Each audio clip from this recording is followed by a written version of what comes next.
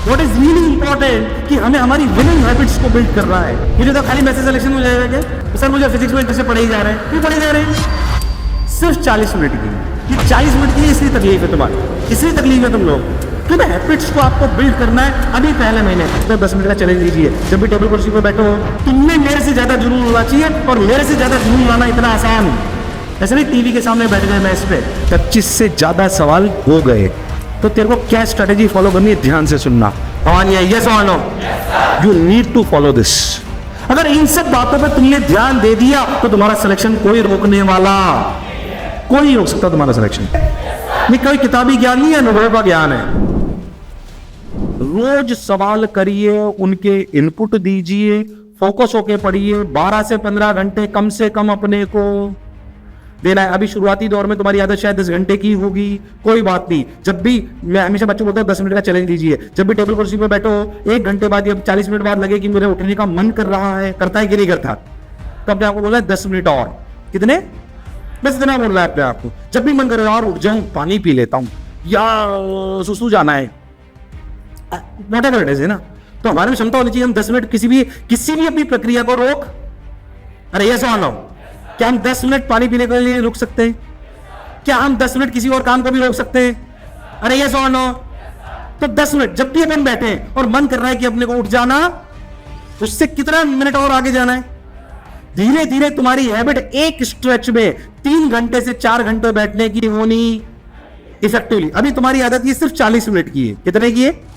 सिर्फ 40 मिनट की। ये 40 मिनट के लिए इसलिए तकलीफ है तुम्हारे, इसलिए तकलीफ है तुम लोगों को कि सिर्फ 40 मिनट्स की है तुम्हारी अभी आदत। इसको धीरे धीरे कितने पहले जाना है? 3 से 4 घंटे। तुम्हें जे एडवांस का पेपर कितनी देर देना है? 3 घंटे के 2 पेपर, यानी कि दिमाग कितनी देर चलना चाहिए? पूरी रफ्तार के साथ। आवाज नहीं आ रही सबकी? कितनी, कैसे साथ? तो सबसे अभी क्या हैबिट बिल्ड करनी है। इट इज नॉट इंपॉर्टेंट कि अगले 1 महीने में आपने कितना सिलेबस कवर करा। व्हाट इज रियली इंपॉर्टेंट कि हमें हमारी विनिंग हैबिट्स को बिल्ड करना है। क्या बिल्ड करना है? तो 1 महीने में क्या टेस्ट में नंबर आए doesn't make too much of difference. वो तेरे कितना सिलेबस खत्म करा, उससे कोई खास फर्क। What really matters in the first month is कि क्या मेरी 14-15 घंटे, यानी कि क्लास को हटाकर, क्लास तेरी 4.5 से 6 घंटे चलेगी, यानी कि 4.5 से 6 घंटे हटाकर क्या मेरी 10 से 11 घंटे पढ़ने की आदत है? क्या मैं बैठ के 10 घंटे पढ़ पाता हूं बिना डिस्ट्रैक्ट हुए? ये विनिंग हैबिट है। बोलो यस और नो। तुम्हें मेरी बात समझ आई है कि नहीं आई है? तो पहली अगर मैं आपसे बोलूं कि रियलिटी में किन हैबिट्स को आपको बिल्ड करना है अभी पहले महीने, तो एक तो सबसे पहली आदत है कि 14 से 15 घंटे पढ़ने की आदत फर्स्ट मंथ में बिल्ड करनी है। ये अभी नहीं है तुम्हारी, अभी नहीं है। अभी ज्यादा परेशान नहीं होना कि क्या हुआ क्या नहीं हुआ। अभी इस बात को, हैबिट को बिल्ड करिए। इसको सबसे पहली बात। दूसरी बात जो आपकी सबसे ज्यादा इंपॉर्टेंट है वो है कि आप इक्वल डिस्ट्रीब्यूशन में पढ़िए।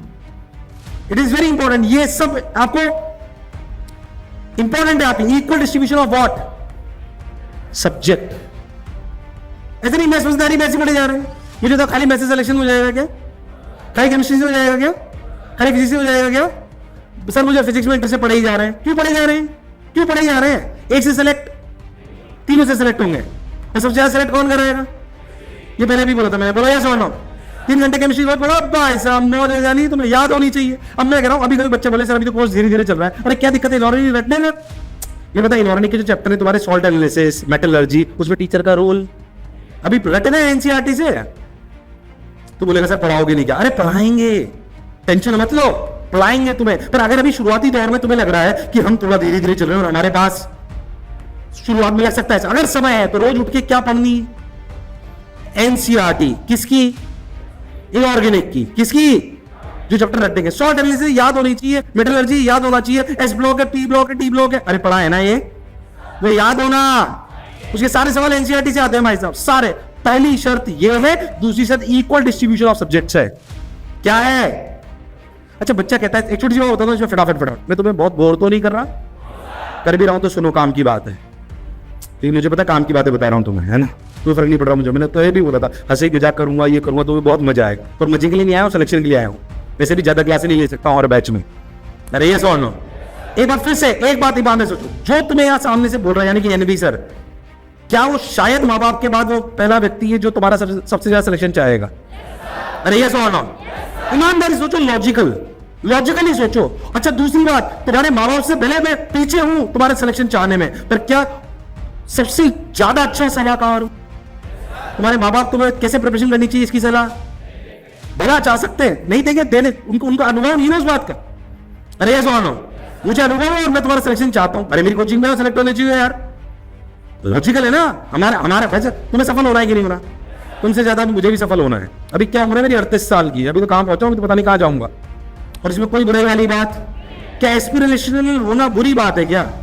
अरे अच्छे क्षेत्र में काम कर रहे हैं, क्यों नहीं एस्पिरेशन होंगे? 15 घंटे काम करो तो लग के करेंगे।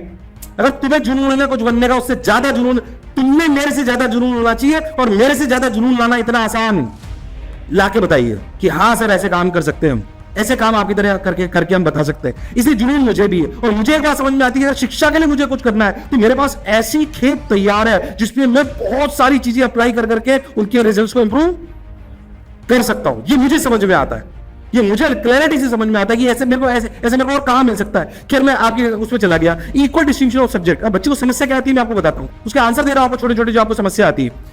इक्वल डिस्ट्रीब्यूशन सब्जेक्ट में जब लोड बढ़ जाएगा तो होमवर्क रोज मिलेगा। अरे मिलेगा कि नहीं मिलेगा? अब समझना अच्छे से, होमवर्क रोज मिला साहब। बच्चा कहता है सर मेरा तो होमवर्क ही कंप्लीट नहीं हो रहा। लॉजिकली नहीं चलते हो तुम लोग। अगर तुमने सोच लिया कि मुझे 9 घंटे पढ़ना है, कितने घंटे? 9 घंटे क्लास के अलावा पढ़ना है, तो 3 घंटे सब्जेक्ट के हैं कि नहीं? मान लीजिए हमें 2 घंटे सवाल करने के लिए मिलेंगे, मान लेते हैं एक बार। वैसे 1 घंटे थ्योरी पढ़ने की जरूरत नहीं है, मैं तो मानता हूं 2.5 घंटे, मतलब 7.5 घंटे मिले। आप 7.5 घंटे में से 2.5 घंटे आपको एक सब्जेक्ट के मिले, और आपको 2 घंटे किसके लिए मिले? सवालों के लिए। अब जब सर ने सवाल दिए, मान लीजिए आज आपको मैथ्स का होमवर्क है 40 सवाल, कितना है? फिजिक्स का कितना है? मान लीजिए 25, और केमिस्ट्री का कितना है? मान लीजिए अगेन 40। अब आपको पता है कि मेरे को ये 40 सवाल करने के कितने घंटे है मेरे पास? अरे तो एक ही सवाल में आधे घंटे थोड़ी लगा सकते हो, लगा सकते हो क्या? उस दिन भी बात बोली थी ओरिएंटेशन में भी, वापस उस बात को कैसे लगा सकते हो मुझे बताइए? नहीं लगा सकते ना। अरे नहीं लगा सकते ना, तो क्यों लगा देते हो? तो क्यों लगा देते हो? लगा दो तो गड़बड़ हो जाएगी। तो फिर तुम्हारा होमवर्क कंप्लीट, या तो फिजिक्स कंप्लीट होगा, या मैथ्स कंप्लीट होगा, या केमिस्ट्री कंप्लीट होगा। और जब होमवर्क कंप्लीट नहीं होगा तो तुम्हें अगली क्लास में ज्यादा समझ में, क्लासेस तुम्हारे लिए बोरिंग होती जाएंगी। जो भी काम टीचर ने दिया है, जो डिस्कशन होने वाला है, कुछ भी हो जाए, हर सवाल पढ़ा हुआ होना, otherwise you will waste your time. मैं आज ये बता रहा हूं कि आपको पढ़ना कैसे है। अच्छा क्या मेरे पास अनुभव है कि आपको कैसे पढ़ना चाहिए मुझे बताना चाहिए?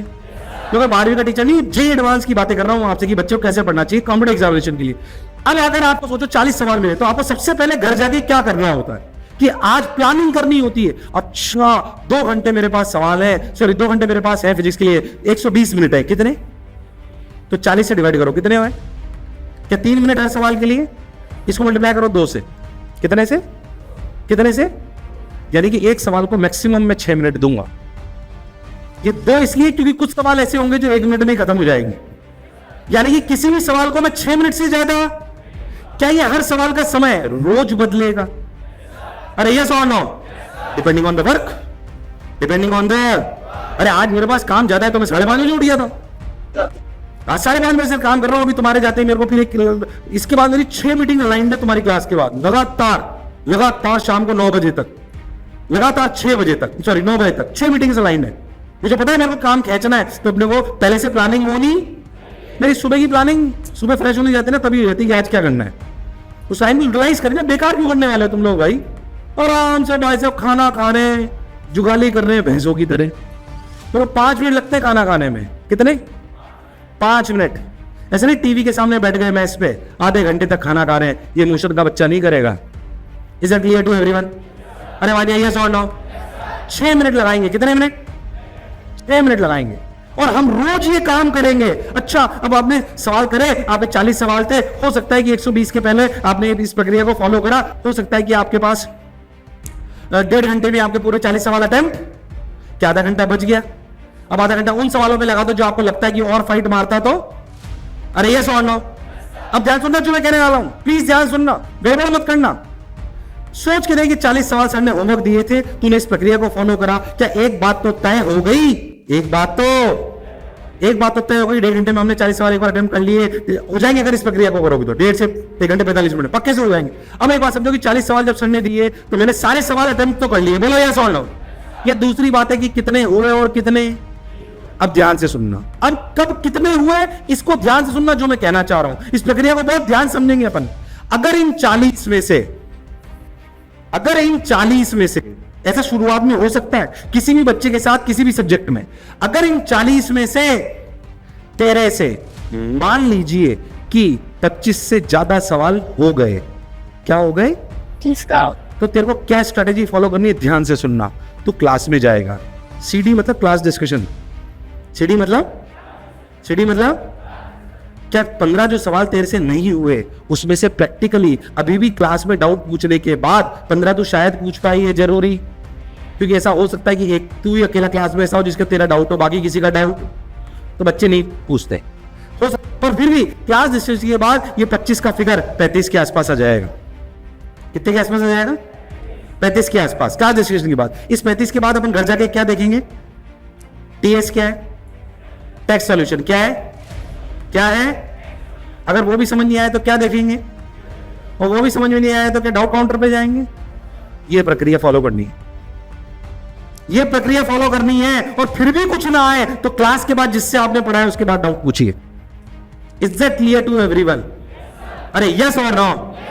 पर मेरा तो सब्जेक्ट बहुत वीक है, मेरे को तो सर आ ही नहीं है।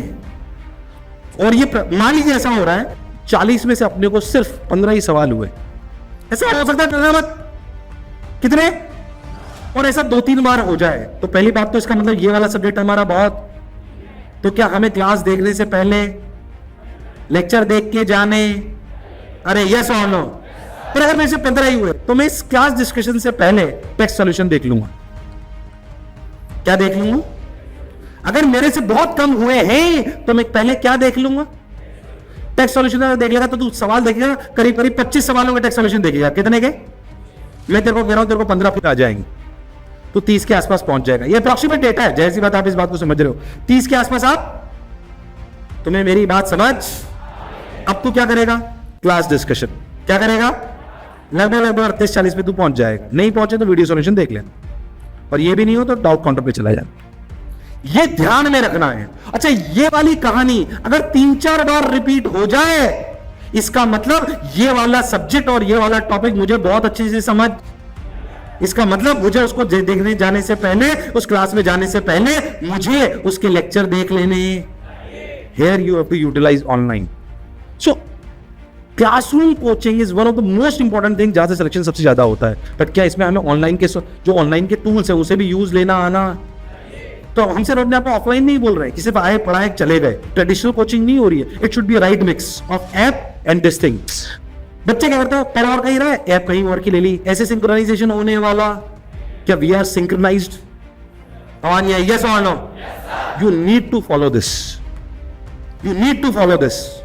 अगर इन सब बातों पे तुमने ध्यान दे दिया तो तुम्हारा सिलेक्शन कोई रोकने वाला, कोई नहीं रोक सकता तुम्हारा सिलेक्शन, कोई नहीं रोक सकता तुझे, कोई ताकत तुम्हारा सिलेक्शन नहीं रोक सकती, दावे के साथ में तुमको कह रहा हूं। पर ये करना पड़ता है। अभी क्या होता है, अभी तो बच्चों समझ में आता है तो वो थोड़ा बहुत कुछ दिन करते हैं, पर धीरे धीरे वो भूलने लगते हैं। पर मैं कह रहा हूं रोज रोज मैं आपको नहीं बोल पाऊंगा, ये बातें आपको याद में इक्वल डिस्ट्रीब्यूशन करना है। अब इक्वल डिस्ट्रीब्यूशन के लिए क्या करना है बोलो, बात अपने कहां से उठा के लाए बोलो, क्लियर है? सबसे पहली बात, कितने घंटे पढ़ेंगे? और कितने घंटे पढ़ेंगे? क्या इक्वल डिस्ट्रीब्यूशन करेंगे? इक्वल डिस्ट्रीब्यूशन के बाद क्या मेक श्योर करेंगे कि होमवर्क पूरा, कैसे होमवर्क पूरा होगा बोलो, क्लियर है? अरे यस और नो? उसमें भी क्या प्रक्रिया क्या होनी चाहिए बोलो, क्लियर है? ये कोई किताबी ज्ञान नहीं है, अनुभव का ज्ञान है।